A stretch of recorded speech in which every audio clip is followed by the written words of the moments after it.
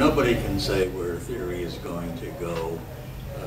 It's almost a cliche that a theory is overturned only by a better theory. And if we knew what the better theory might be, we would have solved the immediate problem. There would be a theory displacing structural theory. And I think the one thing one can bet on is that there will be such a theory. It seemed for centuries after Newton that there could be no further theory. I mean, there is but one world and Newton has discovered its laws. That's a statement made by Lagrange, a French physicist and mathematician, and in effect, by a number of other people who were concerned with physical theories. And then, lo and behold, and it took a long time. I mean, how could anybody expect to overturn Newton's system? And it endured. It passed every test. It applied terrestrial and celestial matters as well. I mean, it was magnificent.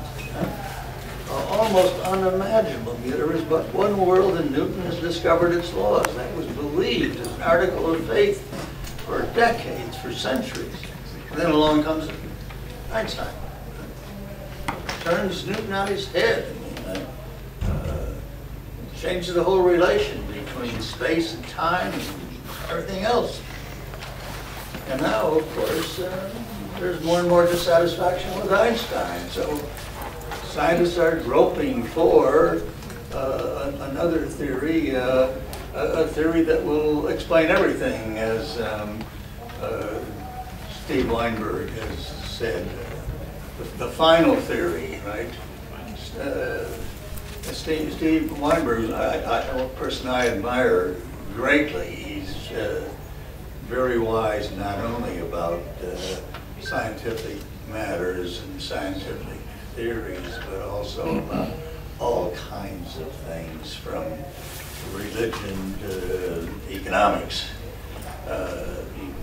Some of you, at least I'm sure, have encountered his writings. He writes a great deal, and he writes a variety of subjects and engages in speculation. A lot of them is all at a very high level of intelligence. So, I mean, we can say there will be new theories. We can't say what they will be, obviously. If we could, we would write them down. We would know them. But I certainly would be shocked if there were not a successor theory and a superior theory to structural theory. At the moment, well, I think we're stuck. There are really not very many, and certainly not impressive, efforts in the field of theory. All the efforts seem to be in the field of data collection and manipulation, right? Which I think essentially gets us nowhere. I mean, on specific problems it may get us somewhere, but as a contribution generally to the field, it gets us nowhere. But that's where we are. That's where we are at the moment. And nobody can think of anything to do about it. There is no theory of foreign policy. I mean, there are only opinions about foreign policy, evaluations of foreign policy. But I'm not aware of any theories of foreign policy. In fact, I've thought about it a fair amount. There are some so-called or claimed theories of foreign policy that turn out not to be theories. I mean, there may be speculations, there may be evaluations, there may be opinions, but they're not theories. There's a certain marked tendency among political scientists to call a lot of things theories that aren't theories at all. And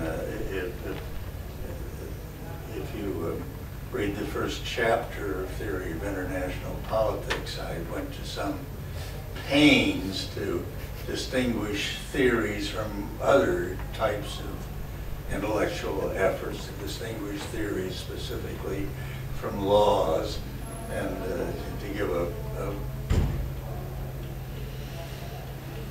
very careful definition of what is and what is not a theory. And to understand what is not a theory is very important. Laws are laws. Laws laws, theories of theories. Theories explain the laws, right? Right. Theories are explanations, but they're a certain type of explanation, and anything that does not explain is not a theory. But not everything that explains is a theory.